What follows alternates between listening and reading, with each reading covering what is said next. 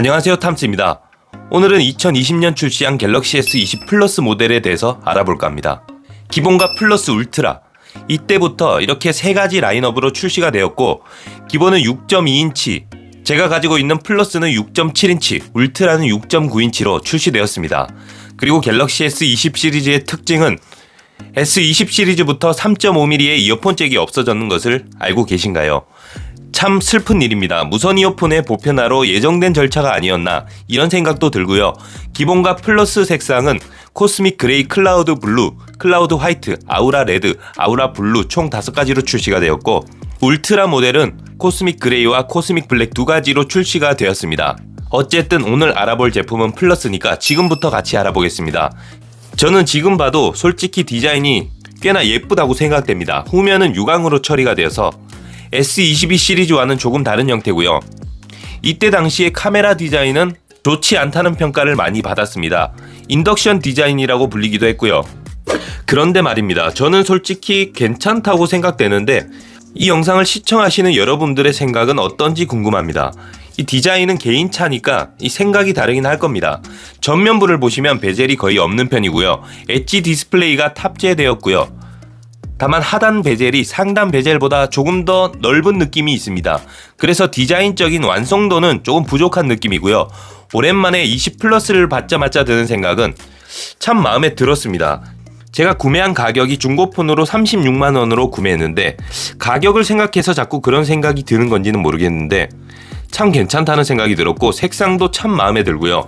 그리고 S20 시리즈까지만 해도 기본과 플러스의 램도 12GB가 탑재되었는데 21 시리즈부터 램이 4GB가 줄어들면서 8GB로 출시가 되었습니다. 참 아쉬운 부분입니다. 램 플러스라는 소프트웨어적인 기술로 추가시켜주면서 아쉬움을 달래긴 했습니다만 기본적으로 폰에 탑재된 12GB에 미치지 못합니다. 제품의 무게는 186g으로 무난하고 현재 S22 울트라를 사용 중이라서 무게가 더욱 마음에 드는데요. 스냅드래곤 865가 탑재되었는데 이 당시 성능으로는 나쁘지 않았습니다. 현재 스냅드래곤 8젠1이 GOS 이슈로 인해서 처참한 평가를 받고 있는데 스냅드래곤 865부터 꾸준히 잘 발전시켰다면 아마 괜찮지 않았을까 싶은데 아쉽게도 기대만큼 따라주지 못했고 기대 이하로 출시가 되었죠. 그래서 20 플러스가 현재 더 괜찮아 보이는 걸 수도 있겠네요. 120Hz의 고주사율까지 탑재했고요. 1초당 120장의 사진을 표현한다고 보시면 되고요. 현재 나오는 기기들과 비교해도 꿀릴 게 전혀 없습니다. 제가 직접 인터넷이나 영상 시청을 해도 불편함 없이 무리 없이 사용이 가능하고 빠릿빠릿합니다. 6.7인치라서 영상 시청용으로 사용하기에도 상당히 좋습니다. 아직까지도 S20 플러스를 사용하시는 분들은 많을 거라고 생각됩니다. 저도 밤에 잘 때 누워서 S20 플러스로 영상 시청을 많이 하는데요. 영상 시청 몰입감도 좋고요. 충분히 현역 폰이라고 봅니다. 배터리의 용량도 4500mAh로 대용량 배터리를 탑재했습니다. 물론 1년 이상 사용하신 분들은 배터리의 성능이 조금 하락해서 빨리 닳는다고 느낄 수 있는데, 만약 지금 구매를 하시거나 아니면 처음 구매해서 S20 플러스를 계속 사용하고 계신다면, 그리고 새 제품처럼 사용하길 원한다면 배터리를 새 걸로 한번 교체하신 후에 사용하면 더욱더 쾌적하게 사용할 수가 있습니다. 배터리를 중간에 교체해서 사용하는 분들이 계시긴 하겠지만 그렇게 많지는 않을 거라고 생각하는데요. 1년 이상 사용을 하셨다면 서비스 센터를 방문하셔서 5만원 내외의 가격을 지불하고 배터리를 새 걸로 교체를 하시고 사용하면 정말 배터리 닳는 속도나 이런 부분에서 만족하면서 사용을 할 수가 있습니다. 인터넷, 카톡, 전화 정도만 사용한다면 이틀까지도 사용이 가능한 용량이고요. 지금 S22 플러스가 4500mAh인데 시간은 2년이나 흘렀음에도 배터리 용량에서 업그레이드된 부분이 없다는 게 조금 아쉽기도 합니다. 비슷한 사이즈의 제품으로 계속 가다 보니까 물리적인 공간이 어느 정도 제한이 있다 보니까 배터리의 크기를 키울 수 없는 구조적인 문제인 것 같기도 한데, 램, 저장 공간, 배터리의 용량 이 세 가지는 많으면 많을수록 좋습니다. 그리고 S20 플러스도 IP68 등급의 최고의 방수 방진 등급을 지원하고요. 이게 깨끗한 물에서 사용해도 괜찮은데 바닷물 같은 염도가 높은 물에 들고 들어가면 부식으로 인해서 스마트폰이 망가질 수 있으니까 참고하시면 되겠고요. 수영장 같은 물도 약품 처리를 했기 때문에 저는 개인적으로 방수가 지원된다고 해서 물에서 사용하는 것을 그렇게 추천드리지는 않습니다. 방수 팩에 담아서 사용하시는 걸 권장드립니다.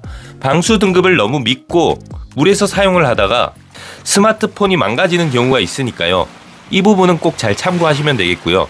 저는 그래서 방수의 성능이 암만 좋아도 절대 물에 들고 들어가지는 않습니다. 가끔 물로 씻는 경우는 있는데 어쨌든 이 부분은 이렇게 참고해 주시면 되겠고요. 카메라에 대해서 살펴보면 1200만 화소의 광각 카메라와 초광각 카메라를 탑재했습니다. 망원 카메라는 6400만 화소입니다. 보통 같으면 광각 카메라에 6400만 화소가 들어가고 망원 카메라에 1200만 화소가 들어가는데 저는 개인적으로 조금 특이한 형태로 출시가 되지 않았나 생각이 듭니다. 대신 확대해서 하는 촬영에 조금 더 선명하게 잘 찍힐 수 있다고 보시면 되겠죠. 하지만 기본 광각 카메라만으로도 나쁘지 않은 결과물을 가져다 줍니다. 요즘은 잘 들어가지 않는 TOF 센서가 탑재되었고요. 촬영한 결과물도 한번 살펴봐야겠죠. 이렇습니다. 어떠신가요? 일반적인 환경에서 사용하기에 카메라도 괜찮은 편입니다. 가족이나 연인과의 추억을 남기기에 부족함 없는 성능이라고 봐도 될 것 같고요. 다만 디테일하게 들어가면 조금 부족할 수도 있는데 일반적으로 사용하기 괜찮다 이렇게 말씀드릴 수 있겠고요.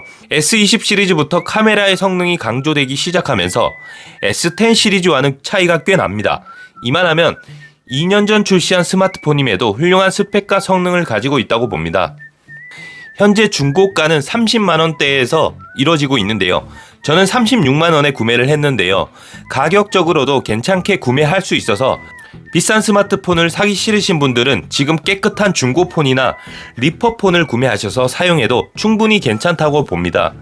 결론을 한번 내보자면요. 카메라 성능, 디자인, 배터리, 방수 방진 등 스펙적으로나 기능적으로 2년이 지난 지금 써도 향후 몇 년은 더 쓸 수 있는 스마트폰이라고 생각됩니다. 다만 시간이 지날수록 더 발전해야 하는 플래그십의 성능 부분에서 계속 발전하지 못한 아쉬움은 있는데요. 오늘 갤럭시 S20 플러스 모델을 제가 한번 살펴봤는데요. 영상의 내용이 조금이라도 도움이 되었으면 좋겠습니다. 지금까지 영상 시청해 주셔서 감사하고요. 저는 또 다른 영상으로 찾아뵙겠습니다. 이만 물러가도록 하겠습니다. 좋은 하루 되세요.